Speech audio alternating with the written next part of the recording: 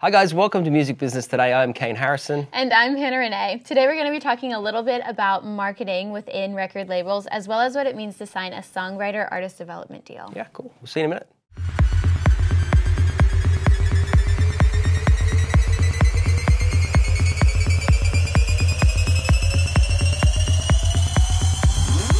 Hi guys, welcome back to Music Business Today. Hannah, what do we got first? Well, first up, we have an interview that I found from Olivia Nunn with she's the head of marketing at Island Records, which we all know that's a very popular record label that's done people like Bob Marley, Amy Winehouse, Mumford & Sons.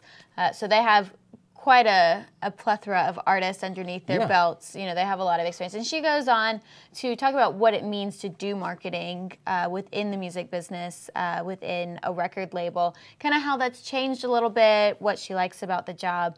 Because we know, and we're going to get a little bit more in depth on this on later episodes, but marketing and artist development, artist branding has all kind of changed within the industry, within record labels.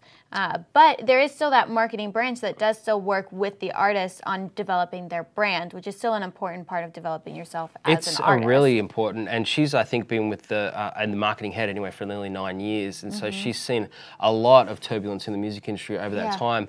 But we see it a lot in that you still need that real, like you say, it's the brand power, it's people who have the connections, and marketing is so much more than just kind of throwing something out there and seeing that it sticks. These people have had a lot of experience, collected a lot of data and done a lot of analytics to be able to prove it. So it's taking their knowledge of how the industry works and meshing that in with the artist and their vision of kind of what they see. But also as the artist, you have to have that vision. You have to go in and know, this is kind of what I envision, this is kind of my vibe.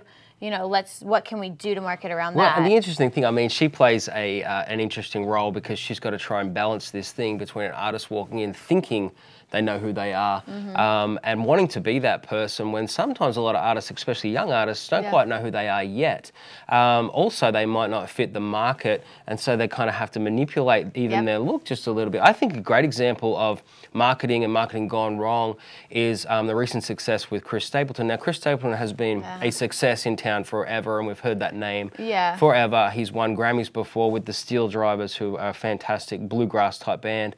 But Chris then went out and did a solo album. Now, he recorded the entire album. Tony Brown did the album. They released one single off that album. He took his hat off. They cleaned him up. He still had his long beard. Didn't work. Didn't work, Hannah. So this is a classic example of what was an artist that was signed to an independent label that was looking to make it in the big time and then saying, this is what I think that everyone wants. This was in the middle of the bro country boom. And so when the Florida Georgia Lines were getting so much airplay, in walks scraggly, Chris Stapleton at 37 years old, by the way, which is kind of at the later part of a career to have a development type deal.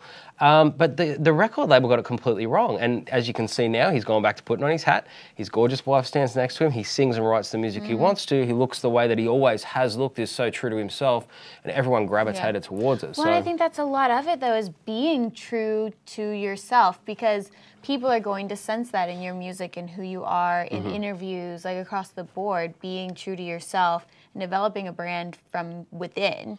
I think that's true to an extent because I think that the thing that everyone wants to see is consistency. So if you take a Chris Stapleton, that's who he is. If you bump into him in the street, that's who he is. But you think of some other artists, and they do put on their game face. I mean, Beyonce talks about it, right?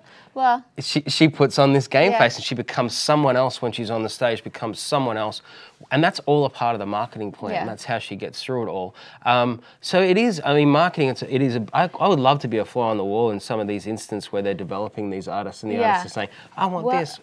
And one of the things I love, she says, marketing blends art and applied science and makes use of information technology, which, she says is very much how she tries to apply marketing within her team and within the artists that she represents and, is in the role of branding and marketing them, like getting the right photographers in that kind of fit the same vibe, or getting the right stylist in that kind of understands or is able to understand maybe even more so than the artist. I mean, like, oh, this is what you mean, and kind of Well, I think green light to the sometimes, as vision. we know, it all falls down because an artist walks in and says, this is my music, this is my life, this is what I do. Now, the marketing team's sitting across the desk looking at you thinking, this is a brand, how can I sell a product? How can I, whether you are a box of Cheerios or you are Chris Stapleton, at the end of the day, they want to make money off you, and they have to design it in a fashion that they can sell whatever it is that they need to be able to do.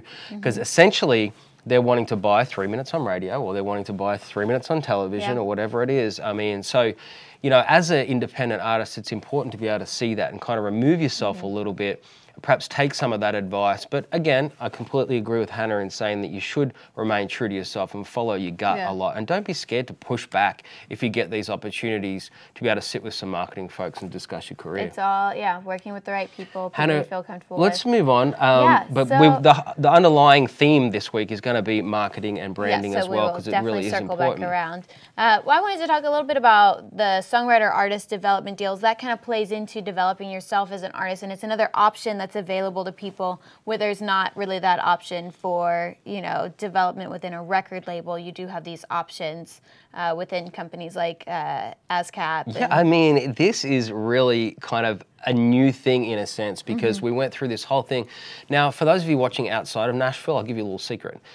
Back in the day, the songwriters didn't get up and sing the songs. I mean, it was rare. So we have this interesting mix in Nashville that has always been this big machine that says, let's get this person who can sing, presents well, does all these wonderful things, then let's find incredible songs, which is what this town was built on, and mix these two things together. When the money started to shrink up, and, you know, really where the money was coming from, it really is songwriting. If you can hold everything, that's where it needs to be. A lot of the publishing companies in town went, hey, actually, you know, you look pretty good and you're writing your own songs and you sing pretty damn well as well. So why don't we try this out? And that's kind of how these development deals as songwriters come out. Some of these songwriters will have 2 or 3 number ones before they're even an artist. So they've been able to test the market and see how it goes. But and I mean, it's a great way. It's a lot smaller approach as far as what you get financially. They basically guarantee that you'll be able to record a certain number of mastered demos of maybe your best music. You get the publishing deal with them. They give you an advance on the money. Sometimes you can ask for an extra advance on maybe purchasing new equipment for writing the songs or putting the songs on recording, and they can approve those on a case-by-case basis. I mean, and the thing is, for you guys who don't know at home, all these demos that get made in this town, I mean, the town thrived on that. There's so many session musicians that this is their career. They go in every single day.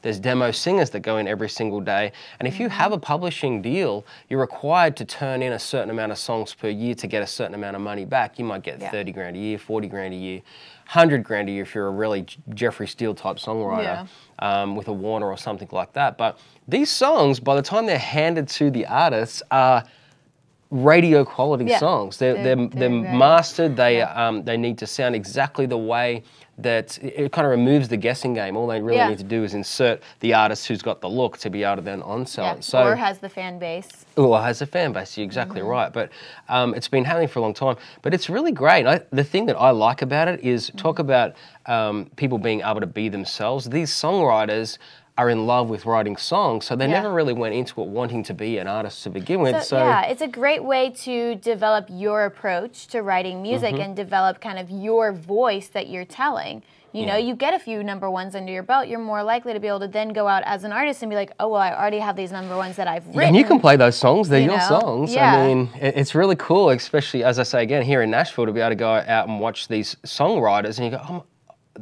like it's like a top 40 of magic hits that these people have written. It's crazy. I was at a place the other day and there's guys writing hits from years and years and years ago, just like singing these hits that you've heard everyone sing. And it was humbling being in the same room with those guys. It's really cool. And so a lot of avenues when you're an independent artist, and definitely don't discount the looking around for the songwriter, artist development type deals. It is a little bit more of a longer road perhaps, but still you don't have the pressure of essentially going and borrowing $1 million from the bank, which is what you do when you sign a big deal. Yeah, well, and with signing a big deal, say you sign a deal for $500,000 with a record label for artist development, all of that stuff, once you pay them back with your royalties from album sales or whatever, they still own your artwork. Yeah. Versus with this, you know, it's a different kind of road. It's a different avenue to get out there. Well, we're going to talk about marketing for the rest of the week and probably some more artist development, things that you can do as an independent artist to get your music out there. This is Music Business Today. Don't forget to check us out on Facebook, and you can follow us both on Twitter, of course. And that's it, huh? That's all for now. We'll see you guys next time on Music Business Today.